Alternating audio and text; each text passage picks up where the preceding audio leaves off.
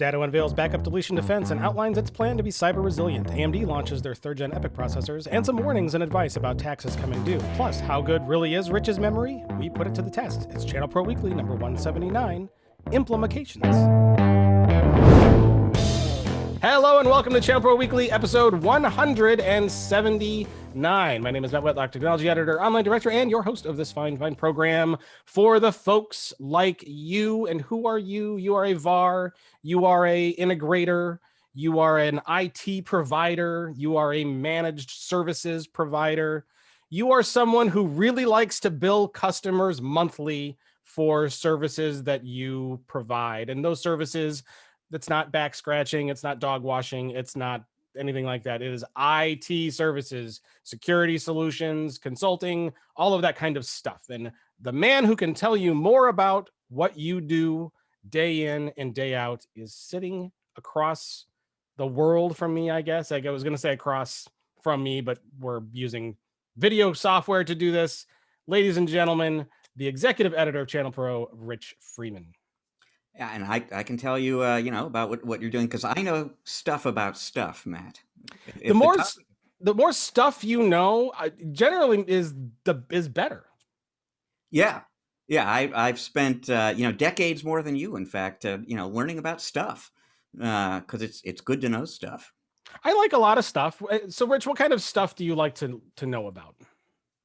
Oh, just interesting stuff. I'm a stuff generalist.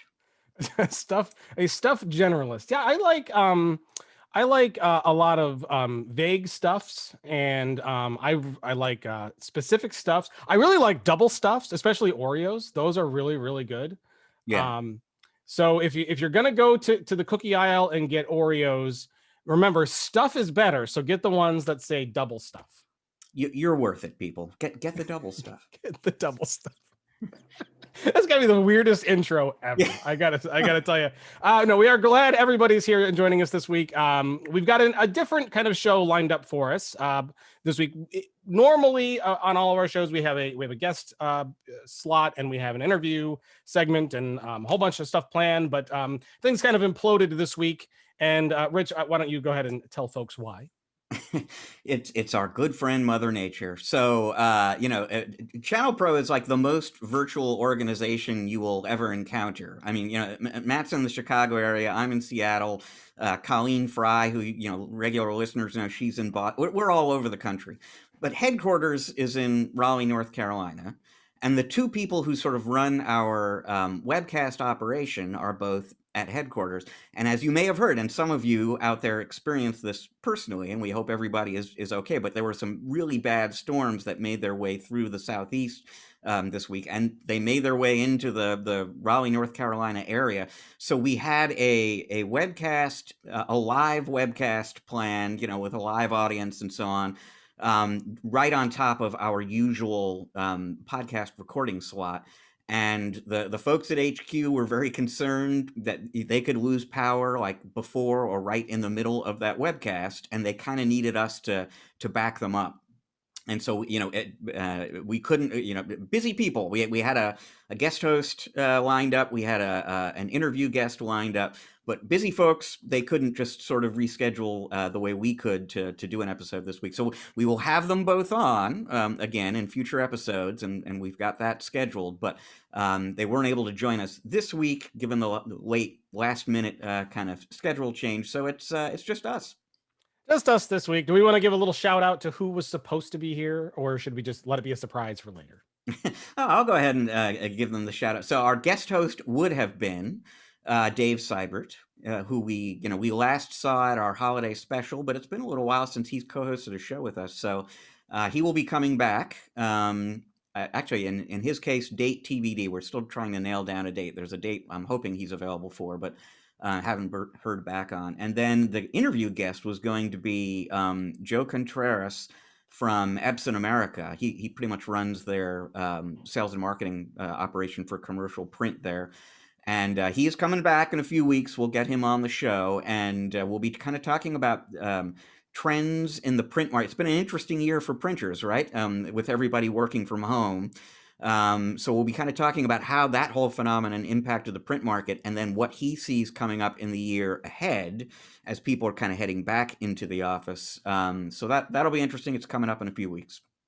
Yeah, excellent. Glad to see we're getting everybody back on. It was I always enjoy it when Dave Seibert's on with us. So looking forward to when we can bring him back. I do want to point out, Rich, and this is kind of something interesting. We have done 170. This will be the 179th regular episode. We've had a couple of specials between here and there. And pretty much for the last, I would say, almost 80 episodes. I mean, not every single one, but we have generally had a guest host and interviewee.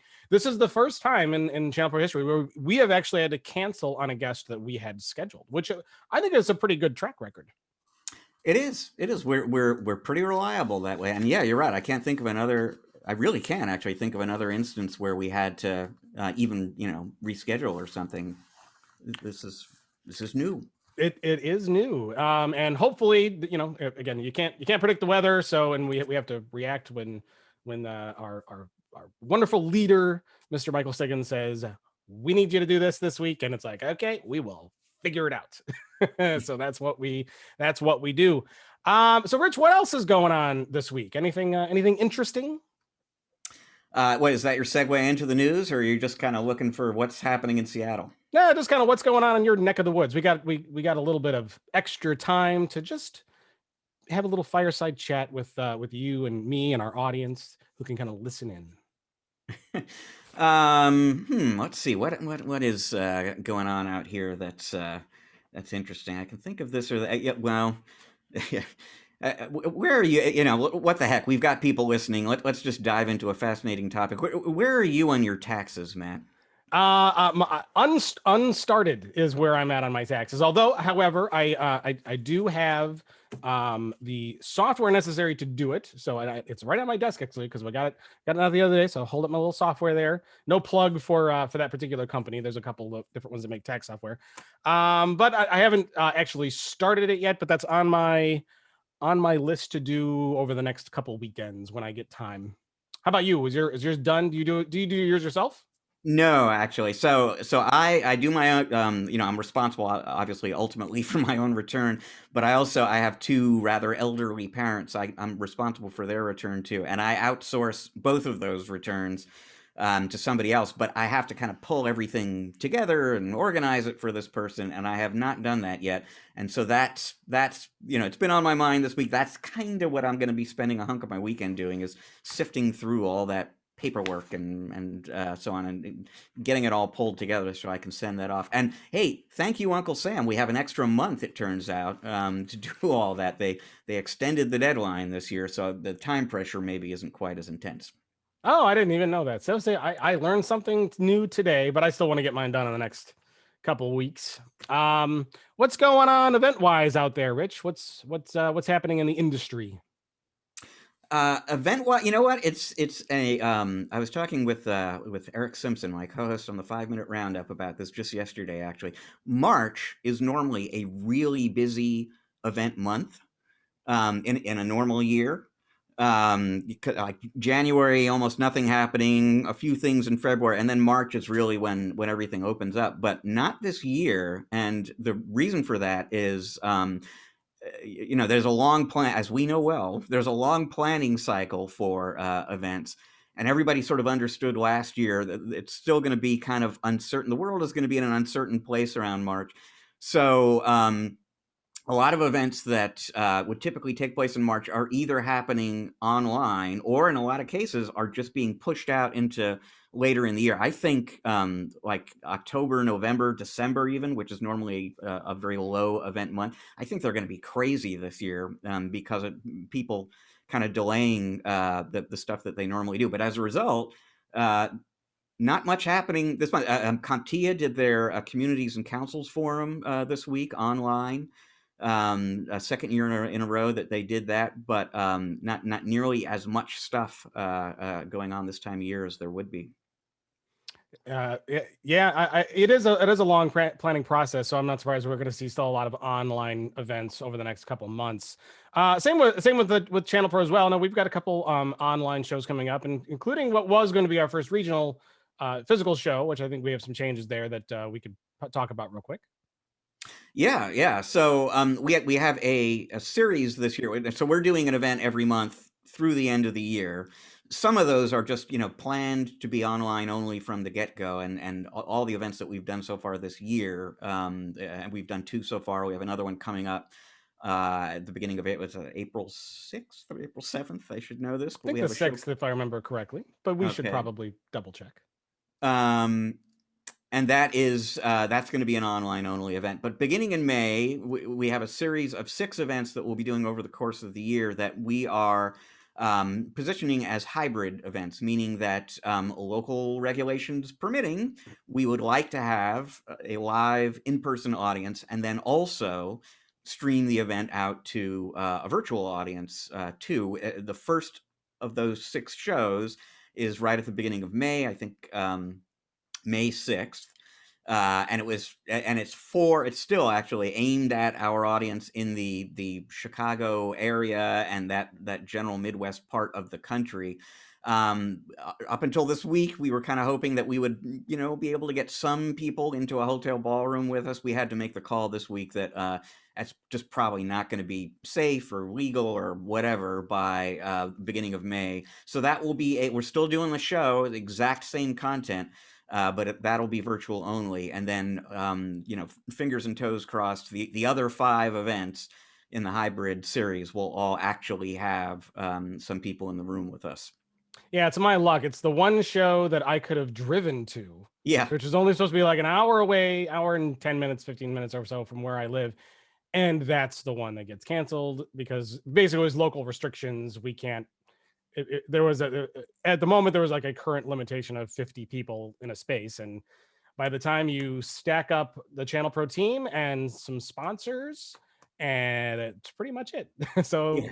there's no attendees allowed, which would have been a problem. So kind of bummed about that. I like it when I can pack up my stuff and drive to the show and not have to fly and stay an extra day. But it's the way it is. It's the way it is. But Texas is looking like it's going to happen, so I'm really excited to get back out there for our first show and do that. And for those who haven't caught one of our virtual online events, we've gotten many kudos and accolades on our content and how we produce it and how we run our day. It's great stuff, and I really encourage all of you to go and register and check out some of those upcoming online events in particular. And of course, if we're scheduled to do a regional show in your area, absolutely, events.channelpronetwork.com. Go and register for those. And we hope to see you then in person, perhaps from 6 feet away, but at least we'll still be in person, face to face.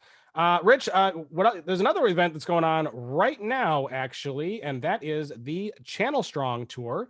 The Channel Strong Tour is coming to Texas, Louisiana, Florida, and Georgia, March 15th to the 26th. So it's going on now. They will be safely holding lunch and learns and outdoor MSP community meetups each day. The goal of these events is to bring the best part of the events that we can't get straight to your backyard. Take a couple hours, grab a beer sandwich, and enjoy a little bit of community connection with your fellow MSP peers. For more info on how to register for that, visit mspinitiative.com. mspinitiative.com. Check that out. Rich, have you ever been on one of those Channel Strong tours? I know Joel's gone on. I think he's with them, right? Or was for some part of it. Well, so he has done this before. This is, I believe, the 3rd Channel Strong tour, and he was with them for part of the 2nd. And he was not with them, I believe, this week, but will be next week. He's joining up with the tour over the weekend or on Monday or something like that.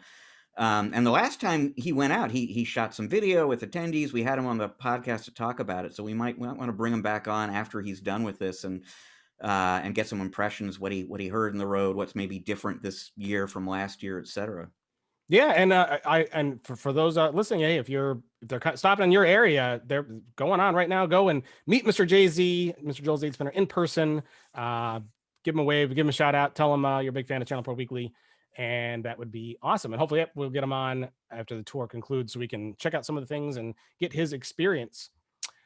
So we still have a great show lined up for everyone today, even though we don't have a guest host or an interview to listen to, but we've got some big news stories that we're going to go through. We've got something about, we were talking about taxes earlier. It's a good foreshadowing for some tax implication talk we're going to have with an article on that. We got a new segment we're going to try after the break, which hopefully could be fun. We'll get into that here in a little while. And of course, I have a museum tech pick for you, and Rich will tell us what has been and what will be.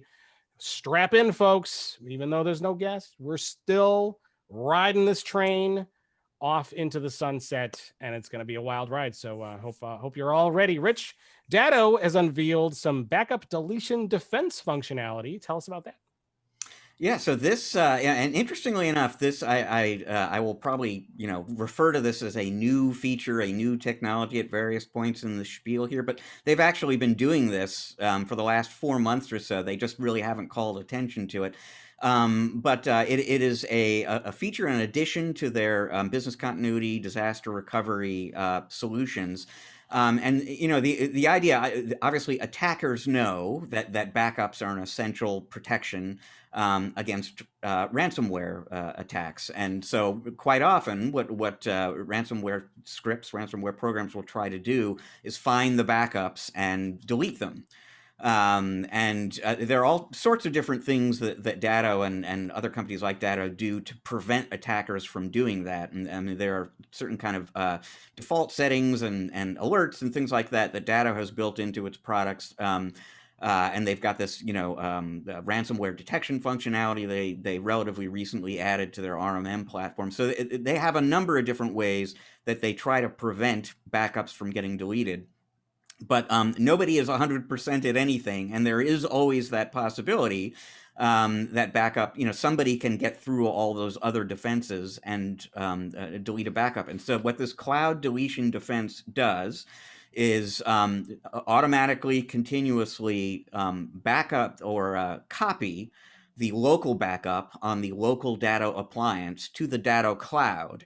And then they store those cloud backups in this sort of locked down, segregated, nobody gets in kind of, portion of that environment there. So, I mean, even like a legitimate authorized administrator at an MSP can't get into, that part of the Datto cloud. They separate it all the way out.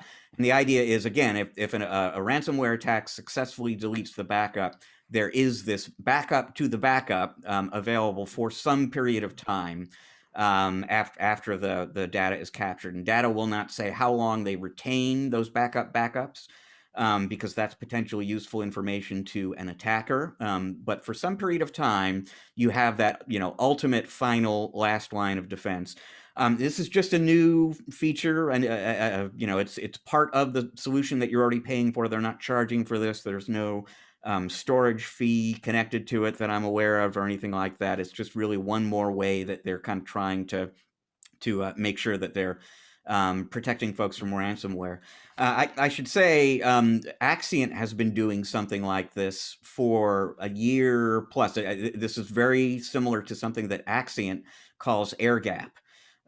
Where they make a backup of a backup, they keep it someplace, super secret that nobody else can get to, and hang on to it for a few days or whatever, so that you have access to it if all else fails. Let's see what else. So this was announced yesterday officially, and yesterday Datto hosted an MSP Technology Day event. So they've been doing a series of this during the pandemic. I think this was the fourth of their sort of online partner events. And you know what, Matt? Shout out! You'll appreciate this. Shout out to the Datto team. They have a worldwide audience, right? They have partners all over the world, and it's very difficult to schedule an online event. It's hard enough for us to do it and get everybody in the U.S., right? It's impossible to do that on planet Earth, and so they do these events twice. There's one in the morning, and then they do the whole thing again in the afternoon. And I used to assume that the afternoon event, which is what I always tune into here on the West Coast, was just like a rebroadcast of the earlier one, but they actually do the entire darn thing live twice. And this is not a 2-hour event. So just credit where it's due. As a guy who does live events sometimes, as you do, It is impressive to me that they pull this off, and because of the time zone weirdness and so on, like not so much this event, but the last time I went to, I remember they had some guest speakers from Europe on the show, and again, I'm tuning in at like whatever 4 in the afternoon, on the West Coast. It had to be 2 in the morning, whatever, in Europe when the. So So do you need to schedule I separate speakers? Like their speakers were awake at like 4 in the morning doing this again? Yeah. Yeah. Wow. It was the whatever, the dedication is impressive. And there was one point in the show yesterday that I was watching where Rob Ray, in an offhand kind of way, said, my feet are hurting a little bit, but still enjoying my. Don't blame you, Rob. After that many hours on your feet. Okay, No. quick question. So the question is, why do that? Why do it twice? Do they take like live questions? Is the content different? Because it seems like a lot of work just to do the same thing 2 times, just if it's the same thing. I don't know. I've not asked them specifically what they're thinking. And I mean, there is a live. Well, I suppose you could do this with recorded content too. I was going to say there's a live component in the sense that there's chat going on and so on. But I mean, people can chat about recorded content too. It's funny. I've not asked that question in part because I love live. If you're going to do a virtual event, recorded content can be very, very good, and we do plenty of that. But I just love the spontaneity of live content online. So to me, it makes perfect sense why they might figure let's just do it all live. But it's definitely a long day. It is definitely a long day, and we know how difficult it is to do live content Yeah. in a virtual event. Lots of companies who do virtual events fall back a lot on pre-recorded content. A good chunk of all of our virtual content is our virtual events is actual live happening at that moment. So we can take live questions from the audience, from the chat, and respond to those like immediately on the broadcast, which is pretty cool. It is, and that to your earlier question, that's why we do it. We try to build as much live content into the shows as we can because we want people in the audience to have the opportunity to interact with our guests, basically real time, ask questions, we'll get you an answer, kind of thing. But I don't know if that's I didn't see a lot of that going on, so I don't think that's Datto's reasoning. I'm not sure exactly why they do it, but they do it. Interesting. All right, we're getting a little off topic talking about events again. So I like the backups of the backups. That's good. I always wonder, when do we need to add the third layer of backups? So we have the backups of the backups of the backups. I'm also surprised, Rich, because it seems like we're getting to a point where you don't want to put all your backup eggs in one basket. I'm surprised that we haven't seen, and maybe there is, and I don't know about it. I'm surprised we haven't seen some third-party new company service kind of rise up to be the third layer, that aggregator of backups from all of these other backup companies, to kind of be that safe harbor. So that way it's totally different. It's definitely separate, not ran by the same company. I'm surprised we haven't seen that, or does something like that exist? It's interesting because I'm not aware of a vendor that specifically, goes after that opportunity. There are lots of channel pros out there, I think, who will do that, who will have the second cloud maybe, or, to reduce their dependency on one vendor and one solution. They might store an extra copy on a totally different platform. But I can't think off the top of my head of a solution that's specifically about being that extra third party line of defense. Yeah, interesting how that works. Because I guess you could just have two backup companies and then you have it in separate places. But I was thinking, like, wouldn't it be kind of cool if there was a vendor that could hook into Datto and hook into all of the other backup companies and be their backup? Like, I don't know if that makes sense or not, but I just feel like we're just going to continue to add layers of backup because we need to replicate as much of our data as many times as possible, because that's the only way to protect it these days, right? You got these bad actors out there who are big meanies and want to do not nice things. That is a precise but entirely accurate definition of them. Yes. Yeah. All right. So anything else here that's worth kind of talking about? It's a nice feature. It's good that they're doing that. I mean, two quick things, because again, this was in the context of this MSP Technology Day event, and there were a couple of other, so most of the content at that show was security related in one way or another. And they spoke about what they do to protect themselves and their software. They spoke about what they do to protect their MSP partners. They spoke about what MSPs can do to protect the end user. There was a lot of it, and there were some demos. It was very interesting content. But two quick things that kind of came out of that content is they made a point of explaining the sort of bigger picture cyber resilience strategy at Datto. So last week on the show, we talked about Datto acquiring this company called BitDam, which makes a threat detection solution. And they briefly touched on that yesterday. They said we're sort of integrating it with the rest of what we do. We're not going to kind of make it broadly available to our partners until it really feels like a Datto solution. And that's going to be later this year at some unspecified point. But they did paint a picture of where that solution and the other things that they're doing kind of fit into this bigger cyber resilience strategy. And I should say, Datto is not the first company out there to use the term cyber resilience, let alone the concept cyber resilience. The folks at Carbonite, and Carbonite owns Webroot as well, they've been kind of talking about that too. And and Acronis has, and Barracuda has been doing this kind of thing for a long time. It's the idea that security alone is not the answer. Backup alone is not the answer. A complete cyber resilient strategy requires both of those things kind of woven together. And that's very much where Datto is going. And they sort of depicted that in terms of the NIST cybersecurity framework, where there are these 5 disciplines, 5 functions: identification, prevention, detection, response, and recovery. And they're to some extent now, and definitely the aspiration is from Datto is to be covered in all of those areas. So they added ransomware detection to their RMM system. That's the identification piece of things. The BitDam product, once it does become generally available, it kind of fits in the prevention slot. Gosh, what was it?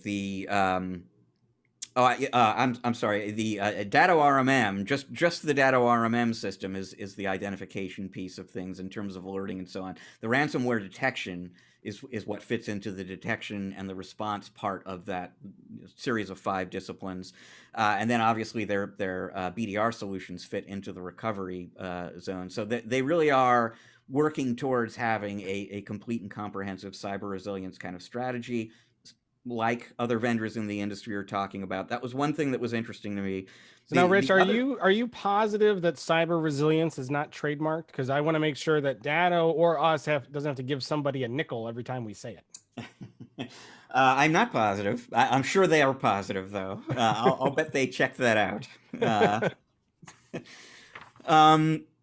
The other thing is, I had a chance before the show to interview Ryan Weeks, their Chief Information Security Officer, about some of the things they were going to be announcing yesterday. And he pointed out to me that, they have this session on the agenda about what Datto does to protect its products. And I asked him, are you including that in the agenda because you're getting questions from your MSP partners about that? Or is this just something that you kind of want to make them aware of? And he said, we're not actually getting a lot of questions from MSPs. I wish we were getting more. And his point was, MSPs out there really need to be grilling their vendors these days about this kind of thing. Tell me specifically what you do to protect, your development environment and your supply chain and everything that you do that goes into the products that I'm getting from you. To keep me safe. This, in the wake of the SolarWinds situation and FireEye and Microsoft Exchange now, Datto really believes MSPs need to be more diligent about this kind of thing. And so Datto is kind of being proactive about it. Hey, we're going to tell you what we're doing and the investments that we're making. But everybody out there really ought to be checking into this. And, what are you doing that's new and different maybe than what you were doing 6 months ago, now that you've seen the Orion, et cetera. I just thought that was worth kind of calling out. Well, security is a double-edged sword, though. I mean, you don't want to just maybe tell everything you're doing, right? Because doesn't that just give the bad people more information to work around those safeguards? I'm sure there are plenty of examples, actually, of things that they're doing that they didn't get into very specifically yesterday for exactly that reason. But I mean, I've had these kind of conversations too with other vendors. Obviously, ConnectWise kind of jumps to mind, and so on, where they can kind of tell you in a general sort of way, we're using this kind of tool, and we've implemented this kind of process. So I think it's possible for vendors to have this sort of conversation, and especially so it's one thing to do it on a show, like a virtual event like this, but in a one-to-one conversation, if you are a Datto partner, to call up your account rep or whatever and ask some questions, that's a much more private conversation. They can probably get even more specific. But I think there are ways, even in a broader setting, to kind of indicate what you're doing without getting, review. And a perfect example of that is this cloud deletion defense that we were talking about before. We know that they retain that data for a certain period of time. We don't know how long, because if you knew how long, you could build that into an attack, and that kind of thing. You can talk about these techniques generally. Yeah, interesting stuff. So all this discussion about cyber resilience leads into another story that I know we have, and I don't want to spend too long on Datto, but they've got some stuff coming for Azure continuity. Do you want to touch on that real quick? Yeah, and this is actually news from last week. This kind of came out hours after we recorded our last episode. Datto did a quarterly briefing, investor briefing for shareholders and analysts and so on. And during that, Tim Weller, the CEO of the company, revealed that they in beta testing now and do. Or excuse me, it'll enter beta testing in the second quarter of the year. It'll become fully available later in the year. It's an Azure continuity solution. So Datto is obviously best known for protecting on-premises workloads. They do cloud to cloud. They've been doing that for a long time, but more in the software as a service kind of realm. They will be introducing a solution that backs up cloud to cloud an entire Azure application, Azure solution, Azure workload. And this will be a very new kind of addition for them. They believe that they're going to be able to do things that even Microsoft has Azure backup. But Datto, without getting too much into the specifics, believes that they're going to be doing some things that even Microsoft doesn't do in that area. They believe that this will obviously open up new revenue opportunities with their existing partners who are doing more and more in Azure, but it will also, they're hoping, allow them to sign more MSP partners generally, because there are Azure specialists out there who maybe don't or born in the cloud, all cloud partners who maybe don't do a lot of business with Datto now, who could theoretically be interested in their stuff once this becomes available. And then the other thing is that this really does kind of round out their business continuity story. And this was reminiscent to me of Veeam. Whenever I talk to Veeam, they really make a point of emphasizing, on premises, off premises, virtual, physical, private cloud, public. We've got it all covered. Once this Azure continuity solution rolls out, Datto will be able to tell a very similar story in terms of the comprehensiveness of the recovery, backup and recovery options that they're offering. Well, that's a lot of Datto stuff to go through. I think what we should probably do is send folks to the show notes page for episode 179. You can find that at channelpronetwork.com, or if you're watching on YouTube, open up the description area underneath the video there, and we'll put links to all of these news stories, because there's a lot of information, and then some links to learn some other information and other things that they talked about. So why don't you go and check those out, and we will move on to our next story, which is not Datto related. At least I don't think it is in any way. You'll have to tell me if it is or isn't, but I don't think it is. We're going to talk about AMD's third-gen EPYC server processors. So a little bit of hardware news. Rich, why don't you set this one up for us? Yeah, it's kind of a big deal for AMD. So late last year, they introduced some desktop processors that run on the Zen 3 architecture. It's the latest iteration, latest generation of their Zen architecture. They have not actually had Zen 3 based server processors, out until this week. And so they released what they're calling their EPYC 7003 series processors on Monday. Those are based on the Zen 3 architecture. There's a lot of specs and stuff about that, but the sort of headline piece of information about this new processor generation is, according to AMD, 19% more instructions per clock. So basically, higher compute throughput, significantly more. And they positioned the relevance of this, particularly in terms of data intensive, high intensity kinds of workloads. So they talked a lot about high performance computing and analytics, and virtual desktop infrastructure, and a lot of these data center functions that really do churn through a lot of processing power. They believe this is going to be a significant upgrade. 19 different SKUs, up to 64 cores, up to 128 threads, 4 terabytes of memory, up to 32 megs of L3 cache. And I won't get into all the specifics. I can maybe link to this from the show notes, but there is a separate story that I wrote this week about some of the hardware partners, the manufacturers out there that introduced products based on 7003 processors this week, like on day one.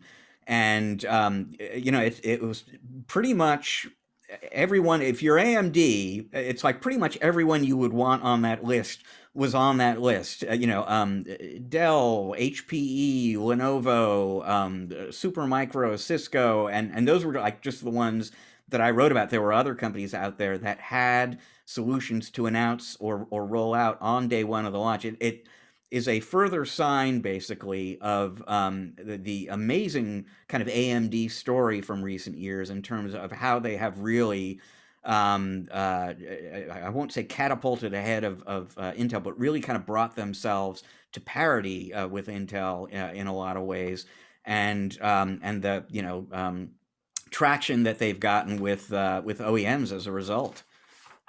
Yeah, in the terms of x86 desktop performance, they really have come up, at desktop and server, and their laptop processors are, I don't want to say quite there yet, but the Zen architecture has been very, very good for them, and it's done a lot. There's not a lot of we've talked about the upgrade to Zen 3 Threadripper, and so a lot of the same performance improvements that we were kind of seeing in the desktop line are kind of translating up. So there's not anything overtly exciting here, other than the fact that the AMD is a very exciting company to see what they're doing, because they are making rapid improvements, and really making products that are interesting, flexible, scalable, and you're talking 64 cores of massive processors and 32 megs of L3 memory per core. That's just amazing stuff. And it is exciting to watch what they're doing in this space, for sure. And we haven't seen a great answer from Intel. Like we haven't seen a great release from Intel that says that's like super exciting or a really good answer to a lot of the stuff that AMD is doing. Can you think of one, Rich? Well, that's actually a lead into something else I wanted to quickly touch on before we go. So, I mean, during the launch event for these new processors, AMD was sort of comparing their new processors to comparable Intel processors. And I didn't quote any of those comparisons here because they were essentially comparing their latest generation stuff to what Intel has in the market today, which is not a perfect kind of comparison, but Intel has essentially their answer to this product coming, and I forget the timing on that. It's not all that far off. There's going to be a new generation of the Xeon Scalable platform coming, and that it will be interesting to see from a performance standpoint in particular how those chips end up stacking up against these 7003 series processors. And I mean, for whatever it's worth, those will be 10 nanometer versus the AMD ones, which are 7 nanometer. But I'm sure there's going to be some pretty significant performance gains on the Intel side. And then we'll get a sort of apples to apples comparison of what those two companies can do these days. Yeah, that manufacturing process shrink is going to make a big difference for Intel's ability to kind of catch up here. I want to give Intel credit, though, because I don't want to make this sound like an absolute AMD love fest. Like I said, they're doing a lot in desktop server processors that's really exciting and bringing them kind of back into parity. But Intel's doing a lot of specific work and specific kinds of processing, to particularly things like AI and AR, that I don't see AMD really trying to run after with these products, or even necessarily have a great answer to. So it is very interesting to see the different approaches that are being taken, and the types of development work that's happening in the processor space. But the one thing that I can say for sure is that a competitive AMD gives us an Intel that continues to drive their development forward in a faster way. And when you get two companies that are working like this, it's just going to be better for everybody.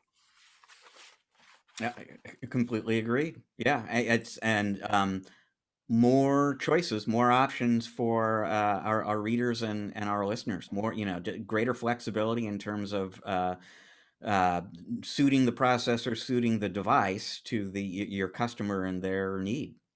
Yep, for sure.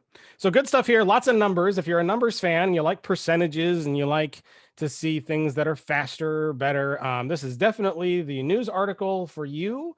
So open up your show notes and go to this one and check out all the numbers. 19 SKUs is kind of a lot, though. Do we really need 19 SKUs, Rich? I should send you because they made a very nice table to break out all 19 of those, and I mean the price points range. The cheapest of those 19 lists at like $900+, and the most expensive, the one with the 64 cores, 128 threads, was something north of $7,800. I mean, they've got a lot of different use cases covered in those 19 SKUs. Wow, Rich, Christmas is coming. I could use a $7,800 processor for my home computer. You're gonna be nice to me for Christmas. That's on your wish list. No, that's a lot. That's big. I don't know though. It seems like 19 is kind of a lot. I like, why not 10? Break it up into 10. I don't know why 10 sticks out to me, but it just seems like 19 is an awful lot. But I guess if you're doing stuff in servers, you want to hone into exactly what you need. I guess that's a good thing to do. So lots of cool stuff here, and I'm sure we're going to be talking more about some other server processors as Intel rolls out their new line of Xeon Scalable that you were talking about, and then that'll be kind of fun to then compare a little more apples to apples, than this new stuff versus stuff that's kind of aged and on a much larger manufacturing process and stuff. So that'll be good. That'll be good to see. Well, I think that kind of wraps up news, Rich. It does. No more news other than that this week. But we've got another story we want to talk about, and that is something that lots of MSPs and customers are dealing with, and that is the tax implications. Implications. Did I say implimacations? Is that what I just said? We would have to rewind the tape, but I do think you invented a new word there. Yeah, because I was trying to pull up the story so I could read a couple things on it. I think I did say implimacations, and I'm going to stand by that word, Rich. I think we all need to be aware of the implications of inventing new words like implimacations, and I get to define it, and my picture will go next to it in the dictionary. But no, the tax year is coming. There are a lot of tax implications coming out from the whole last year of the pandemic and things like PPP money and all that stuff. So, Rich, we have our friend Ryan Buccianico, and a story here by Jennifer Oladapo. Did I pronounce that right? Oladapo? To do a double check on pandemic tax I'm rolling with it, Rich. Implimacations. Tell us about this. You will only get the implications of the news here on ChannelPro. It's a ChannelPro exclusive. So this, and I will preface all of this. I cannot emphasize this enough, folks. You do not want to take your tax advice from me, right? Like, I haven't even pulled my stuff together. So, please follow all this up with your accountant, your tax preparer, and so on. But we did have a story in the March issue of ChannelPro on this, because tax, the due date on taxes is coming up. And the tax story around the PPP loans and the EIDL grants is a little bit complicated, and it's been this sort of evolving saga. So you may or may not remember, we talked on the podcast late last year about the fact that initially the IRS said that expenses paid for with PPP money would not be tax deductible. And this was not something that they had made clear when the PPP loans rolled out. It's like at the end of 2020, basically, they announced, oh, by the way, you can't deduct those expenses. And what that meant for a lot of people out there was that there was going to be a substantially higher tax bill this year to pay, on their 2020 taxes than a lot of companies anticipated. And of course, the whole point of doing the PPP loans was to help with cash flow, right? And now all of a sudden you discover you've got this, $50,000 tax bill coming up that nobody prepared you for. So there was this problem, and we did a webinar about this at ChannelPro. We were very concerned about people getting surprised. Federal government changed its mind. And now what we kind of did in this article was remind people of where things stand right now, encourage them to talk to their accountant, and just kind of get through some of the things that you need to keep in mind. So any appropriate expense that you paid for, with your PPP loans, those are in fact now tax deductible. Now that's federal taxes. So if you're paying state taxes, make sure you understand what the implications are there, because they could be different. Let's see what else. Now on the EIDL grants, a slightly different story there. So you had the option on those of taking an advance or not. If you took an advance, the advance is taxable, but the rest of the grant is not. Something to keep in mind. Business expenses paid for with the EIDL funds are tax deductible, just like with the PPP loans.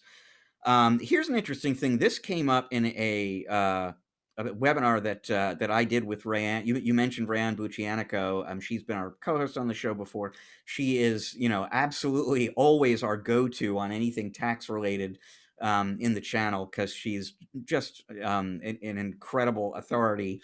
Better versed in that than anyone else I know for sure. And we did a webinar with her, I think back in January, to kind of straighten some of this stuff out. And it came up that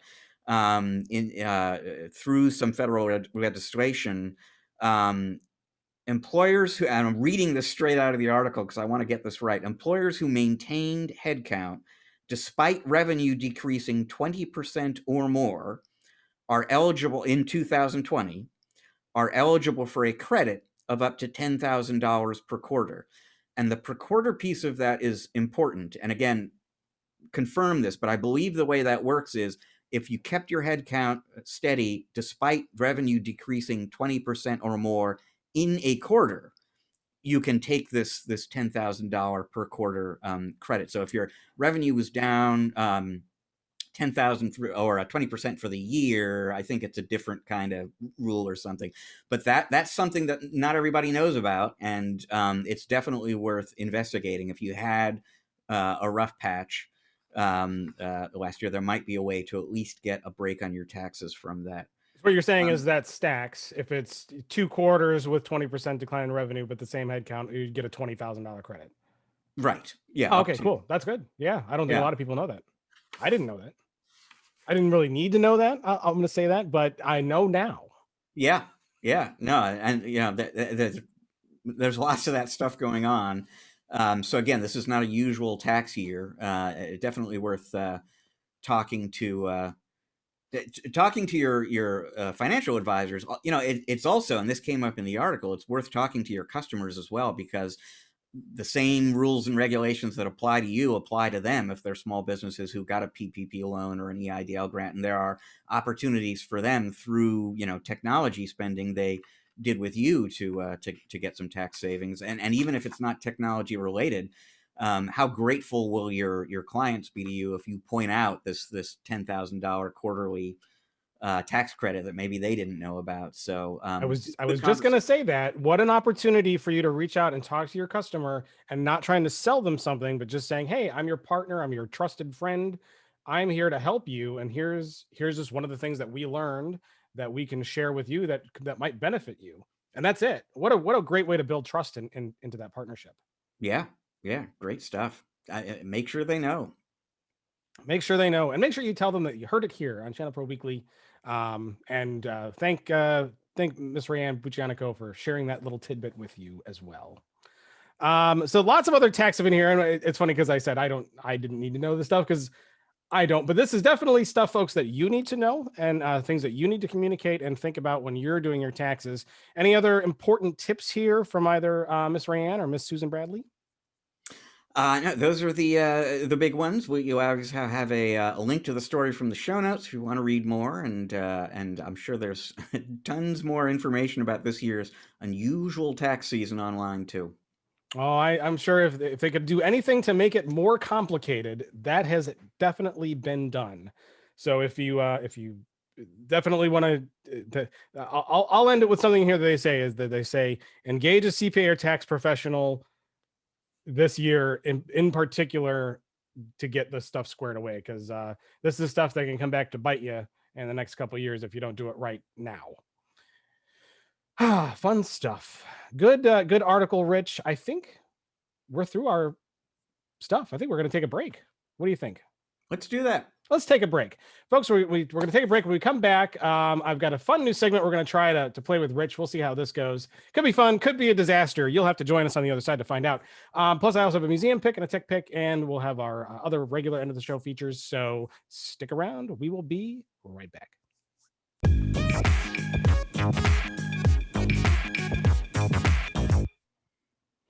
And welcome back to our final segment here on this episode of Channel Pro Weekly, episode 179. Here, just myself today and executive editor Rich Freeman, breaking down the news and stories and having a little bit of fun. And speaking of fun, Rich, I'm going to torture you. Are you ready? Let's find out. So let me set this up on this segment that I want to try. And this happened because I think it was last week's show. I made a comment about just how absolutely incredible your memory is. We were talking. I can't remember. See, I don't even remember who we were talking about, but I bet you know what story we were talking about and who we were talking to and all that stuff. And my memory is just not very good, I guess. But I made a point, like, you reached back and you pulled out like where you were sitting and what you had for lunch with this interview with somebody, and it was like years and years prior.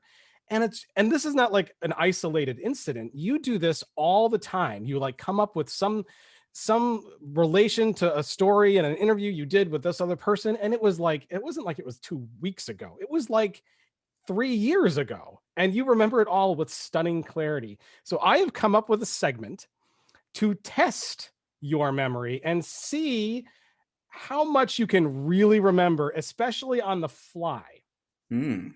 So let me preface how this is going to work. I have reached back into the Channel Pro news archives, and I have selected, and I didn't go to interviews or articles. I specifically focused on news for this one. But next time I might make the search a little more broad. But I have selected 5 questions to ask you, and it's related to some of these stories from the past, stuff that I think you can remember. And I've got a question from, I've got 2 questions from 2 years ago, and then I go back a year each time to make this progressively harder. It's something that you should know. Some are a little easier than others, and I want to see if you how many of them you get right. Now, the thing that we need to figure out, and we decided we were going to wait until the show to kind of figure out, is there needs to be something at stake. There needs to be a consequence, and either I need to be somehow punished if you get them all right, or you need some kind of trophy or something that you get for if you do get them all right, or some number of them right. How do you want to handle that, Rich? Well, I will tell you what popped into my head before, and this might not work because there's actually like a financial, a minor financial implication to this. But the reason this popped into my head is because the related issue popped into my head earlier this week.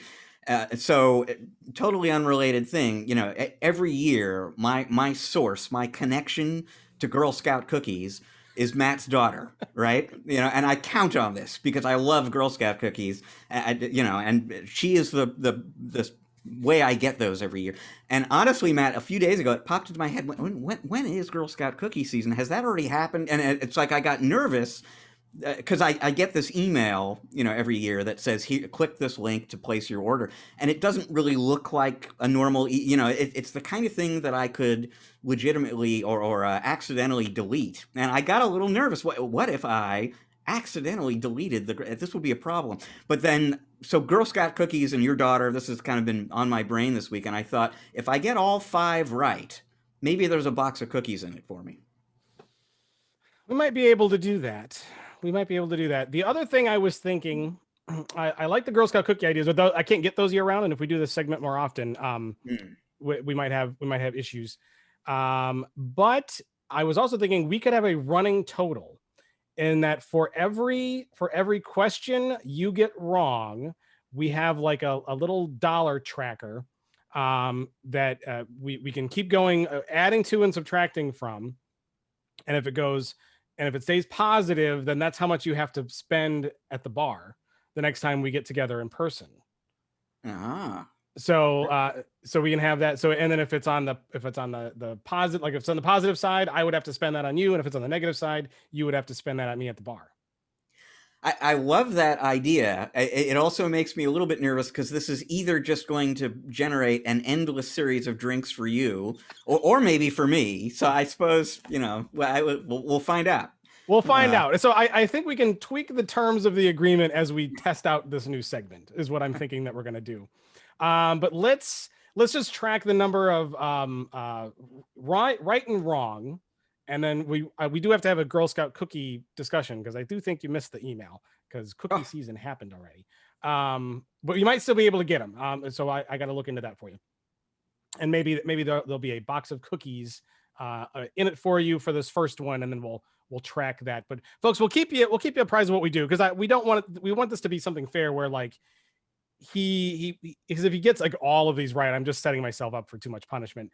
And I'm afraid, like, I don't think any human being can have the memory as good as some of these questions I'm going to ask him are. But this is Rich, and Rich surprises me a lot sometimes, and he's got a really good memory. So we'll see how it goes. But folks, when we pay up, we will definitely let everybody know what we have. But I think we're going to have a little bit of fun. So Rich, are you ready? Yeah, let's do this. All right. I made sure there was a couple easy ones here in the beginning that I think you'll remember, and a couple hard ones. So here we go.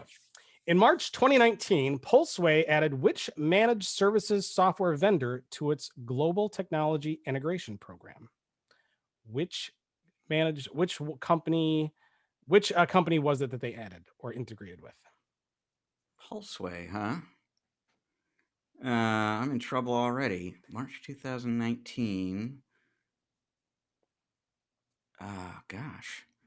I'll repeat the question. In March 2019, Pulseway added which managed services software vendor to its global technology integration program? Well, there you go. We've already exposed. I don't know now. I mean, I could take a guess, because there are some obvious candidates. I'll guess ConnectWise. Ding, ding, ding, ding, ding, ding, ding, ding, ding. ConnectWise. See, folks, so don't give me any credit for the memory, but at least I got the... It doesn't matter. You got it right. You got it right. And you knew it. You remembered enough of all these different companies that you could make a logical guess. So it counts. It absolutely counts. The only way it won't count is if you look it up. Yeah. But okay. A lot of these are so obscure. There's no way you could look it up on the fly like this without me knowing. All right. Question number 2. From a story in January of 2019, who bought cloud distributor AppRiver? Okay, this I know. I just need Zix.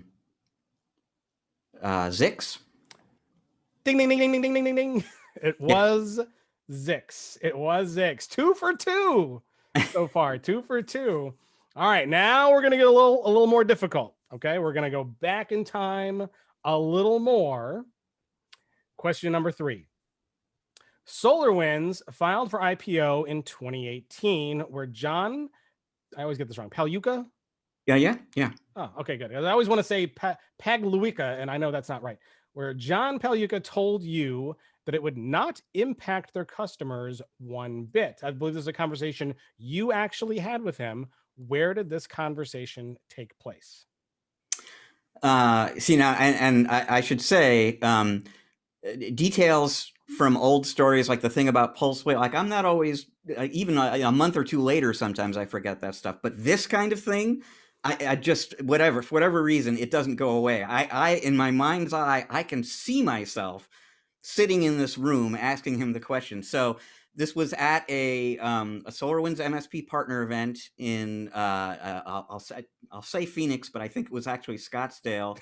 I totally remember this, and I can't unfortunately. I think this was a JW Marriott there. It was a very nice place.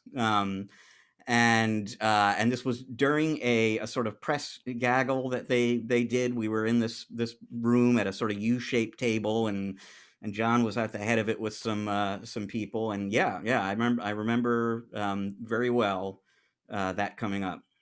Wow, 3 for 3, and it was Scottsdale. It was Scottsdale. It was the SolarWinds Empower MSP conference in Scottsdale.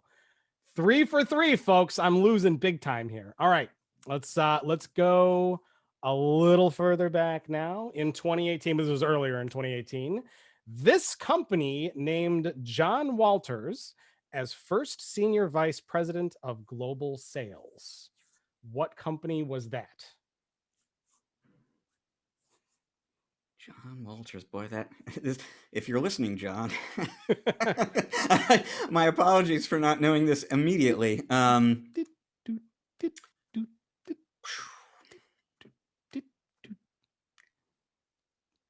think you got me on this one, because I don't, I mean, and this much I remember, I don't believe I've spoken with him anytime recently that I remember. But if you can think of the company that nabbed him, you'll be 4 for 4.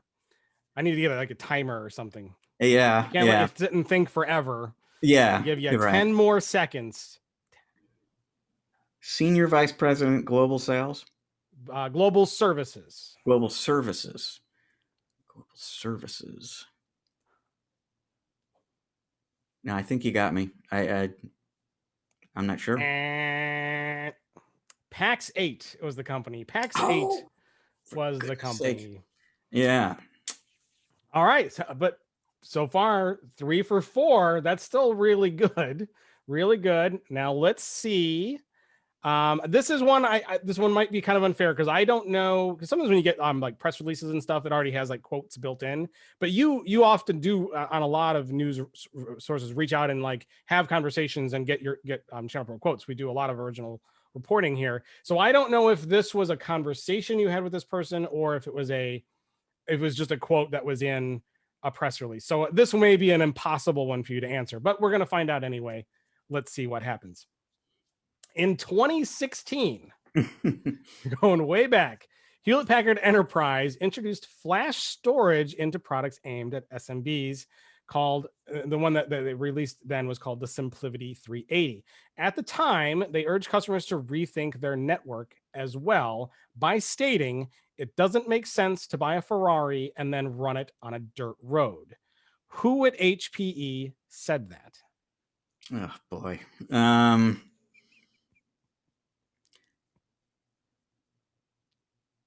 And I'm nearly certain that was from an actual interview I did with that person. That's kind of ringing a bell that I got that awesome quote. Oh boy, I don't think I'm gonna be able to come up with a name.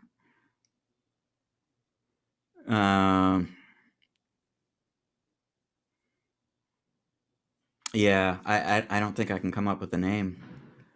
And you know what? That's okay, because this was like 5 years ago. So yeah. Your memory is not infallible, which is, you are indeed human. I was also kind of worried you were like a cyborg or some kind of alien. So you seem a little more human today. It was Brad Parks at HPE. Brad Parks was his name. Okay. But that's 3 for 5, and that one I was going way back. I picked that one. I'm like, this one's kind of unfair. but I needed to try to get you on something. But the fact you were able to get ConnectWise, Zix, and exactly where you were for the SolarWinds, that was also 3 years ago, when you remember it like it was yesterday. Amazing stuff. Lots of fun. So, Rich, did you enjoy this segment? I did. This was a definitely a challenge. This was a fair challenge. So yeah. Good. So we will devise the appropriate wager system, and we'll bring this one back from time to time, especially when we don't maybe have a guest where we can challenge your brain, or if we have a guest that has known you for a long time, they can challenge your brain, which might be kind of fun too. So, folks, always trying to come up with new ideas. If you have an idea for a segment, we're always all ears. Send us an email, podcast@channelpronetwork.com, and we'd be happy to field those. But good job, Rich. I'm more than 50%. That's pretty amazing.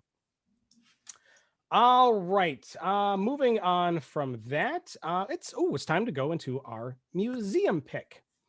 So as folks know who have been watching or listening for a long time, I have what seems like an endless number of old computers, components, various forms of electronics that never seems to stop. I have lots of it. Rich has seen it in person.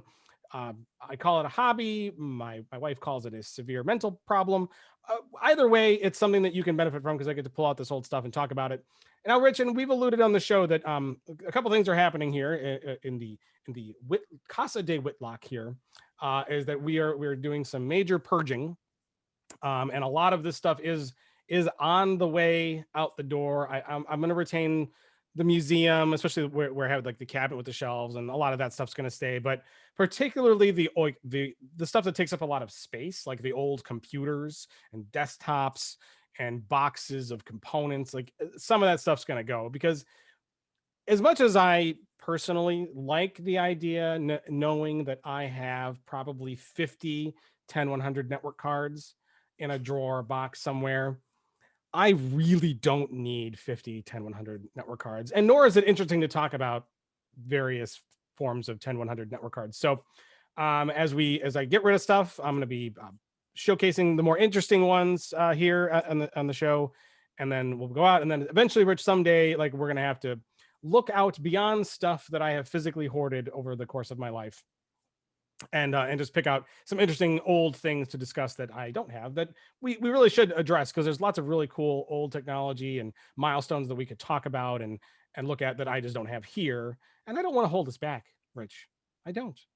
But it's scary that we've gone almost 180 episodes, and I still have a lot of stuff to talk about.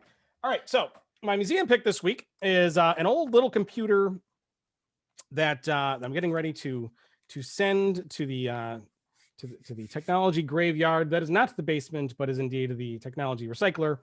And that is this little guy right here. This is the Acer Veriton N282G. And, you look at it, you're like, wow, that looks pretty modern, right? That's a PC. It's small, it's compact. And you're right. This is not ancient technology. In fact, this was released in the Windows 7 time period. And it was a nice small little computer, but it had one major problem. Rich, do you know what problem it was?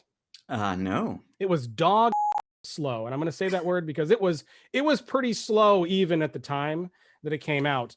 In order to get it shrunk this much, I don't know if I have to go back and see what kind of processors were really available in this low power small desktop form factor. But this one was donned by the Intel Atom, and I looked it up. It was the Atom D525, which was not known as a massively fast processor at the time. It did have an NVIDIA graphics solution that was kind of unique and interesting. So it could handle, well, not gaming, right? This was a business class desktop, but it had some okay graphics capability, but the processor was really slow. The storage wasn't very fast either. So, and even at the time now, it's certainly it feels way slow today. But even at the time, it wasn't very fast, but it was small and it was pretty power efficient. And the idea was, you could have something on your desk, or you could even bolt this to the back of a monitor somehow. But the idea was to have a small form factor that sat on a desk, didn't take a lot of space, that could handle a lot of the basic kind of client computing scenarios, with a good port variety, and desk worker kind of stuff, productivity work. So that's kind of what they had. It had a lot of ports on it. It was pretty well spec'd out for the time. There's like 4 USBs. There was a card reader. Actually, no, there's 5 USBs on here. I forgot about the one that was on the top. There was wired Ethernet. There was also wireless networking built into this thing. A serial port, which of course, Rich, you got to have the serial port. And it also had HDMI and VGA. So the HDMI was actually, it wasn't like a new thing at the time, but not something that you would always see in this kind of class of product. So that's what it was, and I had it fired up. Still works. I had it plugged in the other day, just making sure that I got it all erased and cleaned off before I take it to the recycler, because I'm very diligent, Rich, about securely erasing anything that might have stuff on it. So I always do all that stuff before I recycle things, securely erase hard drives and such. And I was just getting this ready to go. So yeah, I like the look of it. I think it was a really cool looking product. Unfortunately, like, the performance just didn't quite make it useful for the long haul. Do you ever have anything like this? Any small desktops, or have you always been more of a laptop guy? Well, once upon a time I was a desktop guy, but for a long while I've been a laptop guy. But you know what that calls to mind. So do you remember the netbook form factor? There was that whole phenomenon, because those had Atom processors in them too, and the whole idea was it was a very cheap but also kind of light, very portable laptop. And I had a Dell netbook once upon a time that I loved, because it was just so much smaller and lighter than anything else I had at the time, and I would travel with that. And I remember, and we may even have written about it. I think we, a long time ago, had an article or two about this in ChannelPro, that there was this phenomenon called the net top that was supposed to be like the desktop equivalent of the netbook, Atom processor, etc. Is this your museum pick this week technically a net top? I don't know if they classified this as a net top or not. It's certainly in the right hardware class and era, so it might be. There's a fairly big difference between the Atom processor that was in this and that was in the netbooks, though, and that the ones that were in the netbooks were even slower, but they were also much lower power consumption. This is low power consumption, but not as low as those, so it has a little higher thermal threshold. And generally more RAM too. Most net tops ran 32-bit Windows. I want to say, were those Windows 7 or those Windows XP that those ran? I think they were Windows 7.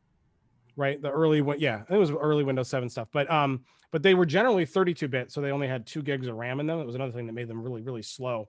And folks, if I get a couple of the details wrong, my memory is nowhere good as Rich's to think back that way. But I want to say that was kind of what the netbook was. So this had a little more RAM than those did, and the ARM processor was a little faster than what was in those kind of netbooks.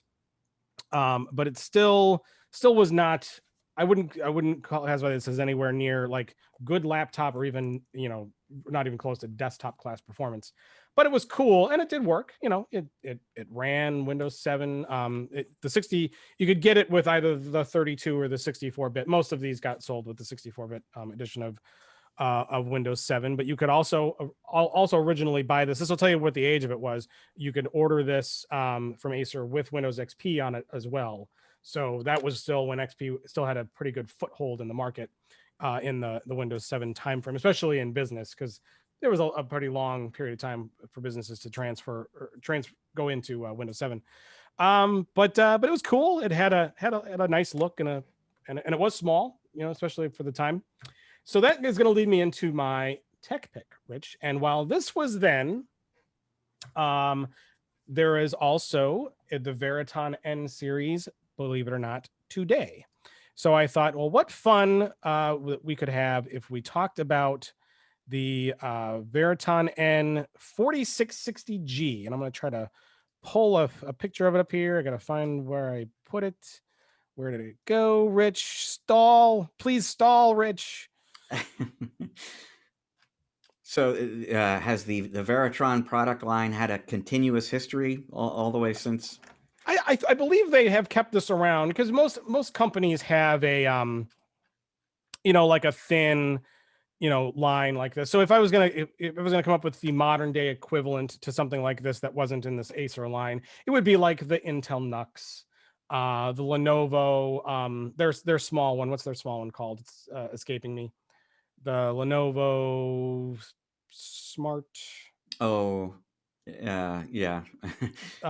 Think Center Tiny, maybe something like that. Yeah, But they have yeah. like that real small one that you can like plop right into like one of their custom monitors or bolt onto the back of a screen. This is like this class of computer, which this class of computer has come a very, very long way since the days of this kind of this model here.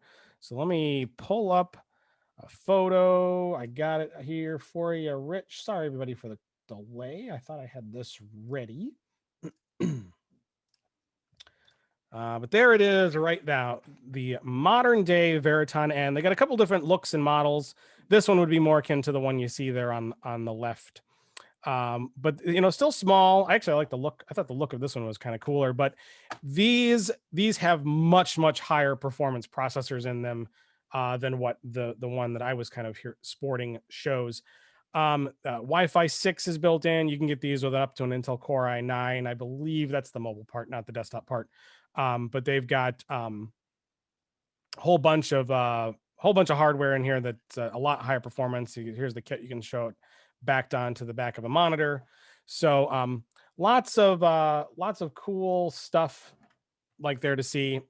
Modern day, you can get it with a lot of memory as well. USB 3.2 is on there. You can get it with optical or without, like this one would be the without optical. But it's amazing how the products have kind of evolved, and they're much higher performance now than they were, and a great business solution for those who need small form factor desktops that are very flexible to use. So that is my tech pick, the Acer Veriton N4660G. There's a couple different versions of it, but you can check those out and see what any of those that might be a good fit for you or your customers. What do you think, Rich? How many you want? I'm not sure I've got a use case for it, but what the heck? Sign me up for one or two. Well, let's order a bulk pack of 10, All right, and we'll add 2 more. Let's make it a full dozen. Why not? Why not? One in every room of the house. So Rich, that's going to wrap up the museum pick and tech pick. Why don't you go ahead and tell us what we might have missed earlier in the week and what might be coming ahead in the week to come. Well, in case you didn't get enough processor news earlier on the show, actually, we did not talk about the 11th Gen Core S-Series processors from Intel that came out this week for gamers and PC enthusiasts. Nor did we talk about the other Zen 3 processor from AMD, the Ryzen Pro 5000 mobile processor. So James Gaskin will be talking about that, among other things, in his weekly In Case You Missed It post, which appears on ChannelProNetwork.com every Friday. He's also got some new Microsoft 365 services from SureWeb, and a story about what could be the only living things on Earth that are still enthusiastic about Zoom calls. It turns out some chimpanzees at a zoo, were recently introduced to Zoom, and they love it. The rest of us, I think, maybe have tired of it a little bit. Now, in terms of what's coming up next week, we were talking about this before. It's kind of a quiet time on the event scene, so there's not a lot of news we anticipate coming out of events next week. There is some more hardware news that we know about. There's some more BDR-related news that we know about. Can't get into the specifics around that, so there will be news to talk about on the show next week. Just nothing I can kind of discuss in detail right now.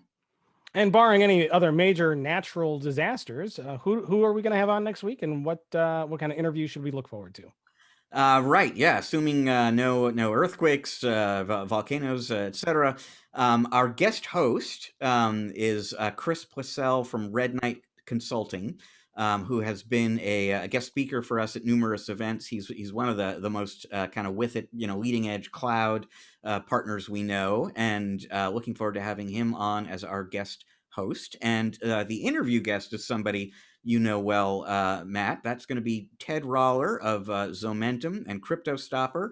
And he is about as reliable an authority on sales and marketing for managed service providers as anybody we know. And that's what we're going to be talking about with him on the show next week.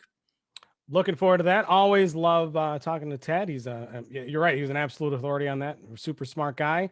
Lots to look forward to. And folks, how can you make sure you don't miss it? You got to subscribe to the ChannelPro Weekly Podcast. Go to Apple Podcasts, Google Podcasts, Spotify, Stitcher, anywhere podcasts are aggregated, Amazon Music as well. And you can subscribe there and take us with us anywhere you go. If you like to watch, please go to the YouTube channel and hit the subscribe button and the bell so you get notified of new episodes. And you can follow us along there as well and see all of our cool museum pics and stuff like that. So exciting stuff. Follow us on the social networks and send us an email, podcast@channelpronetwork.com. Anything you want to share with us or any feedback you want to give us. We always love hearing from you. And of course, channelpronetwork.com is the website you should be going to each and every day.